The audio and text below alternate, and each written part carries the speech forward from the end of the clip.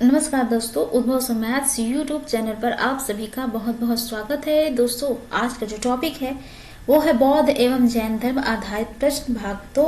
तो आइए इन्हीं से संबंधित प्रश्नों को हम देखते हैं। जैसा कि आप सभी को पता है, डेली हमारा 25 क्वेश्चंस का टारगेट है और आपको डेली 25 क्वेश्चंस आपके लिए लाए जा रहे हैं, वो भी बहुत ही महत्वपूर्ण। तो आज का जो पहला प्रश्न है वो है, जैन साहित्य को क्या कहते हैं? ए त्रिपिटक, बी वेद, सी आर्य सूत्र, डी अंग। तो इसका जो करेक्ट आंसर है वो है आपका डी अंग। जैन साहित्य को आगम सिद्धांत कहा जाता है और इसके अंतर्गत जो है 12 अंग है, 12 उपांग है, 10 प्रकीर्ण है, 6 छेद सूत्र है, 4 मूल सूत्र एवं अनुयोग सूत्र आते हैं। अगला प्रश्न देखिए, प्राचीन भारत का प्रसिद्ध वह शासक कौन था जिसने अपने जीवन के अंतिम दिनों में जैन धर्म अपना लिया था? ए समुद्रगुप्त, बी बिंदुसार, सी चंद्रगुप्त या डी अशोक। तो इसका करेक्ट आंसर है आपका सी चंद्रगुप्त।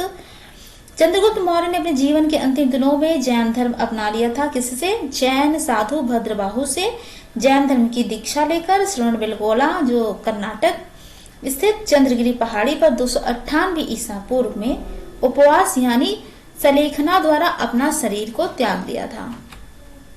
दक्षिण भारत में प्रसिद्ध जैन केंद्र स्थित है? ए रामेश्वरम, बी कांची, सी मदुरई, डी श्रवणबेलगोला। तो इसका जो करेक्ट आंसर है वो आपका डी है श्रवणबेलगोला। दक्षिण भारत में स्थित जैन केंद्र कर्नाटक में मैसूर स्थित श्रवणबेलगोला है। यहाँ गोमतेश्वर की मूर्ति चामुंडा राय ने बनवाई थी। तो कभी कभी यह पूछ लेता है किसने बनवाई थी, तो इसका आंसर हो जाएगा आपका चामुंडा राय ने। त्रिपिटक धर्म ग्रंथ है? ए जैनों का, बी बौद्ध का, सी सिखों का या डी हिंदुओं का। तो इसका जो करेक्ट आंसर है वो है आपका बौद्ध का। किस शासक ने बौद्धों के लिए विख्यात विक्रमाशील विश्वविद्यालय की स्थापना की? ए महिपाल, बी देवपाल, सी भीम, डी धर्मपाल। तो इसका जो करेक्ट आंसर है आपका वो है आपका डी धर्मपाल। किसके द्वारा तृतीय बौद्ध संगीति को संरक्षण प्रदान किया गया था? ए कनिष्क, बी अशोक, सी महाकश्यप या डी उपाली। तो इसका जो करेक्ट आंसर है वो है आपका बी अशोक है। तृतीय बौद्ध संगीति का आयोजन 250 ईसा पूर्व में पाटलिपुत्र के अशोक राम स्थान पर की गई थी और यह संगीति सम्राट अशोक के संरक्षण में बुलाई गई थी, लेकिन अशोक के शिलालेखों में कहीं भी इसका उल्लेख नहीं प्राप्त होता है। अगला प्रश्न है, बौद्ध ग्रंथ त्रिपिटकों की रचना निम्नलिखित में से किस भाषा में की गई थी? ए संस्कृत, बी अर्धमागधी, सी पाली या डी प्राकृत। तो इसका करेक्ट आंसर है वो आपका सी है पाली। बौद्ध ग्रंथ त्रिपिटकों की रचना पाली भाषा में की गई थी। किस शासक के शासनकाल में नेपाल में बौद्ध धर्म का गमन हुआ था? ए समुद्रगुप्त, बी अशोक, सी चंद्रगुप्त या डी हर्षवर्धन। तो इसका करेक्ट आंसर आपका सी बी अशोक। सम्राट अशोक के शासनकाल में नेपाल में बौद्ध धर्म का गमन हुआ था। सांची क्यों विख्यात है? ए चट्टान काटकर बनाए गए मंदिर की वजह से, बी सबसे बड़ा बौद्ध स्तूप, सी गुहा चित्रकारी या डी अशोक के शिलालेख। तो इसका जो करेक्ट आंसर है वो आपका बी सबसे बड़ा बौद्ध स्तूप। सांची आपको बता दें भारत के मध्य प्रदेश के रायसेन जिले में और बेतवा नदी के किनारे तट पर स्थित है। ये जो 3वीं शताब्दी ईसा पूर्व से 12वीं शताब्दी के बीच के काल का है और यहाँ छोटे बड़े अनेक स्तूप हैं, जिनमें स्तूप संख्या 2 सबसे बड़ा है। महावीर का जन्म किस गोत्र यानी किस क्षत्रिय गोत्र में हुआ था? इस साग के बीजांतरिक, सिसल्लास या डी लिक्ष्वित। इसका जो करेक्ट आंसर है वो है बीजांतरिक। पूछा है, महावीर की माता कौन थी?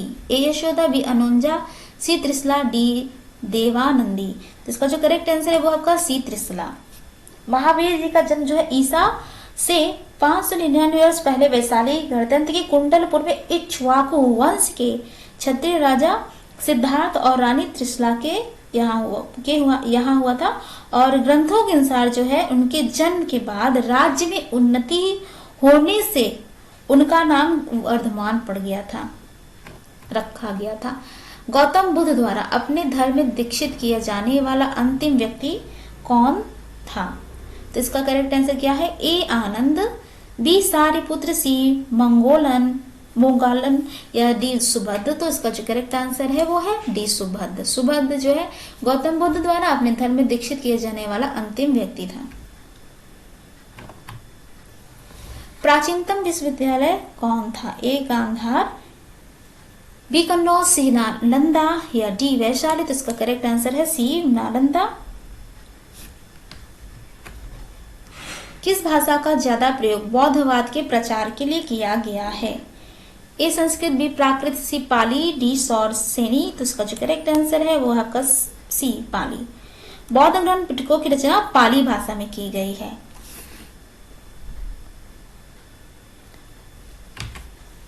अगला प्रश्न देखिए, बोधिसत्व पदपाणी का चित्र सर्वाधिक प्रसिद्ध और प्रायः चित्रित चित्रकारी है? ए अजंता में, बी बादामी में या सी बाग में या डी एलोरा में। तो इसका जो करेक्ट आंसर है वो है ए अजंता में। अजंता गुफाएं जो है महाराष्ट्र में स्थित तकरीबन 29 चट्टानों को काटकर बना बौद्ध स्मारक गुफाएं जो है द्वितीय शताब्दी ईसा पूर्व के हैं और यहाँ बौद्ध धर्म संबंधित चित्रण और शिल्पकारी के उत्कृष्ट नमूने मिलते हैं। इनके साथ ही यह गुफाएं अजंता नामक के सन्निकट ही स्थित है जो कि महाराष्ट्र के औरंगाबाद जिले में है। कभी कभी यह पूछता है कि किस जिले में है, तो इसका करेक्ट आंसर हो जाएगा आपका औरंगाबाद जिले में। मठ और स्तूप किस धर्म में संबंधित है? ए बौद्ध धर्म, बी जैन धर्म, सी हिंदू धर्म, तो डी ईसाई धर्म। तो इसका जो करेक्ट आंसर है वो है आपका ए बौद्ध धर्म। मठ और स्तूप बौद्ध धर्म से संबंधित है। बौद्ध धर्म जैन धर्म दोनों के उपदेश किसके शासन काल में दिए गए थे? ए बिंबिसार, बी अशोक, सी बिंदुसार या डी अकबर। तो इसका जो करेक्ट आंसर है वो आपका बिंबिसार। बौद्ध धर्म और जैन धर्म दोनों के उपदेश बिंबिसार के शासन काल में दिए गए थे। बौद्ध धर्म ग्रहण करने वाली पहली महिला कौन थी? ए यशोधरा, बी महामाया, सी महाप्रजापति गौतमी या डी बिंबा। तो इसका जो करेक्ट आंसर है वो है आपका सी महाप्रजापति गौतमी। इसका करेक्ट आंसर है जो कि ये आगे अगला प्रश्न की तरफ बढ़ते हैं। जातक किसका ग्रंथ है? ए वैष्णव, बी जैन, सी बौद्ध या डी शैव। तो इसका करेक्ट आंसर क्या होगा? इसका करेक्ट आंसर आपका है सी बौद्ध। जातक बौद्ध धर्म का ग्रंथ है। जातक या जातक पाल या जातक कथाएं बौद्ध ग्रंथ त्रिपिटक का शुद्ध पिटक के अंतर्गत खुद निकाय का 10वां भाग है और इन कथाओं में बुद्ध के पूर्व जन्मों की कथाएं हैं। सारनाथ में बुद्ध का प्रथम प्रवचन कहलाता है? ए महाभिनिष्क्रमण, बी महापरिनिर्वाण, सी महामस्तकाभिषेक या डी धर्म चक्र प्रवर्तन। तो इसका जो करेक्ट आंसर है वो है आपका डी धर्म चक्र प्रवर्तन। सारनाथ में बुद्ध का प्रथम प्रवचन है। गौतम बुद्ध द्वारा भिक्षुणी संघ की स्थापना कहाँ की गई थी? ए सारनाथ में, बी वैशाली में, सी कपिलवस्तु में या डी गया में। तो इसका जो करेक्ट आंसर है वो है आपका बी वैशाली में। गौतम बुद्ध द्वारा भिक्षुणी संघ की स्थापना वैशाली में की गई थी और वैशाली में स्थविर आनंद के प्रयास से महात्मा बुद्ध ने भिक्षुणी संघ की स्थापना की और अनुमति प्रदान की थी। बौद्ध भिक्षुणी अम्बापाली ने बुद्ध को यही दान दिया था। अगला प्रश्न देखिए, सर्वप्रथम शून्यवाद या शून्यता का सिद्धांत का प्रतिपादन करने वाले बौद्ध दार्शनिक का नाम क्या है? ए असंग, बी वसुबंधु, सी नागार्जुन, डी दिडनांग। तो इसका जो करेक्ट आंसर है वो आपका सी है नागार्जुन। शून्यवाद या शून्यता बौद्धों की महायान शाखा माध्यमिक नामक विभाग का मत या सिद्धांत है जिसमें संसार को शून्य और उसके सब पदार्थों को सत्ताहीन माना जाता है। नागार्जुन की दृष्टि में मूल तत्व शून्य के अतिरिक्त अन्य कुछ भी नहीं है और यह ध्यान देने की बात यह है कि यह शून्य कोई निषेधात्मक वस्तु नहीं है जिसका अपलाप किया जा सके। अगला प्रश्न देखिए, दिलवाड़ा के जैन मंदिरों का निर्माण किसने करवाया था?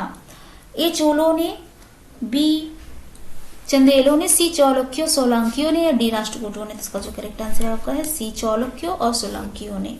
दिलवाड़ा जैन मंदिर, इस जैन मंदिर का निर्माण 11वीं और 13वीं शताब्दी ईसा में विमल शाह द्वारा करवाया गया था। यह ढोलका के जैन मंत्रियों वास्तुपाल तेजपाल द्वारा डिजाइन किया गया था और यह मंदिर जटिल संगमरमर की नक्काशी के लिए जाना जाता है। दिलवाड़ा मंदिर जैन। नागार्जुन कौन थे?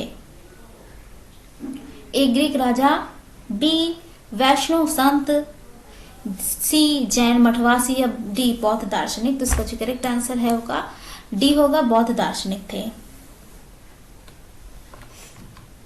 अगला प्रश्न देखिए, जैन परंपरा के अनुसार महावीर कौन से तीर्थंकर थे? ए पहले, बी 10वें, सी 18वें, डी 24वें? तो इसका जो करेक्ट आंसर है आपका डी 24वें।